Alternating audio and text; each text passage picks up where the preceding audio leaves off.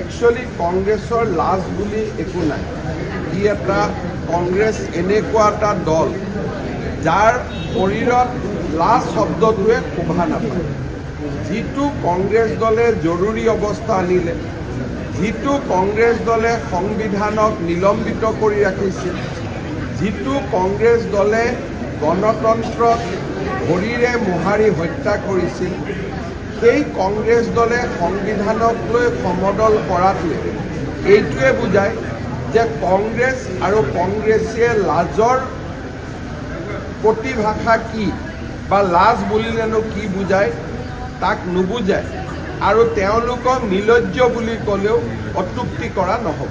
যোৱাকালি আমাৰ মুখ্যমন্ত্ৰী ডাঙৰীয়াই তেখেতেতো যি টি কথা কোৱাৰ হেবিট আছে, সেইবিলাকতো আপোনালোকে জানেই। আৰু গাৰ জোৰেৰে এটা মিছা কথাও গাৰ জোৰেৰে কৈ সত্য কৰিব বিচাৰে, এজিভ পৃথিৱীত তেওঁতকৈ আৰু জনা মানুহ কোনো নাই, পৃথিৱীত তেওঁতকৈ পণ্ডিত কোনো নাই, পৃথিৱীত তেওঁতকৈ ইতিহাস আৰু কোনেও নাজানে। তেনেকুৱা ধৰণে তেওঁ চব কথা এষ্টাব্লিছ কৰিব বিচাৰে।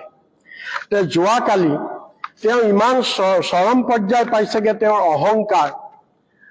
তেওঁ যোৱাকালি কি কৈছে যে এই 140 বছৰীয়া এই দলটোক কংগ্ৰেছ গোটেই অকল ভাৰতবৰ্ষত নহয়, পৃথিৱীৰ ভিতৰত কংগ্ৰেছটো হৈছে আটাইতকৈ অল্ডেষ্ট পাৰ্টি ৱৰ্ল্ড হিষ্ট্ৰী।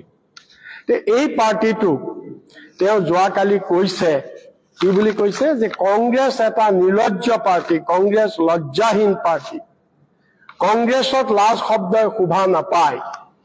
এই ধৰণে আমাৰ এই দলটোক তেওঁ যোৱাকালি যি ধৰণে তেওঁ ইটিকিন কৰিছে, এই সন্দৰ্ভত আমাৰ সভাপতিয়ে তেখেতৰ প্ৰতিক্ৰিয়া দিছে।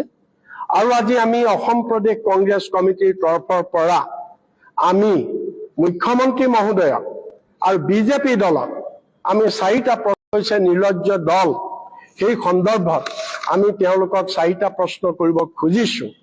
আৰু কোন নিৰ্লজ্জ, কংগ্ৰেছ নিৰ্লজ্জ নে বিজেপি নিৰ্লজ্জ নে হিমন্ত বিশ্ব শৰ্মা নিৰ্লজ্জ, আজি আপোনালোকক আমি তথ্য সহকাৰে আমি দেখুৱাব খুজিছো।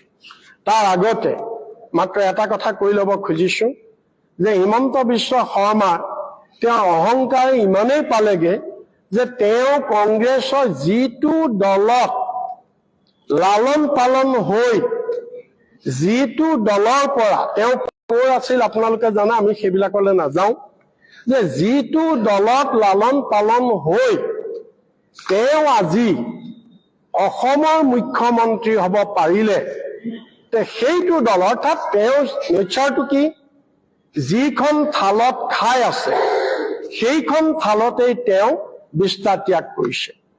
এইটোৱে হৈছে আমাৰ মুখ্যমন্ত্ৰীৰ চৰিত্ৰ। আজি আমি সেইকাৰণে অতি লজ্জিত যে আমাৰ মুখ্যমন্ত্ৰী গৰাকীয়ে তেওঁৰ ইতিহাস পাহৰি গৈছে আৰু তেওঁ নতুনকে বলপূৰ্বক ইতিহাস ৰচনা কৰিব বিচাৰিছে।